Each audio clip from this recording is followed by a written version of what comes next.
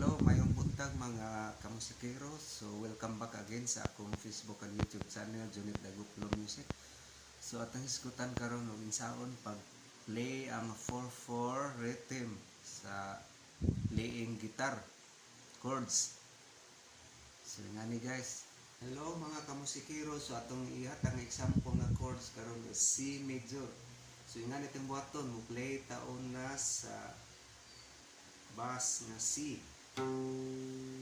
Then strum tag katulo.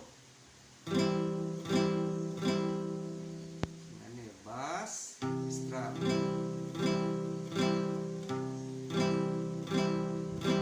Bass, strum. Bass.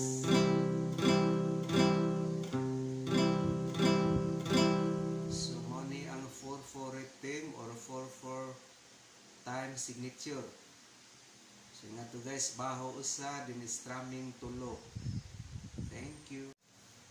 So kung ugaling aduna kamoy nakatunan sa akong video karon, please don't forget to follow and subscribe my channel para updated kamo sa mga bagong video nga akong i-upload. Thank you and God bless everyone.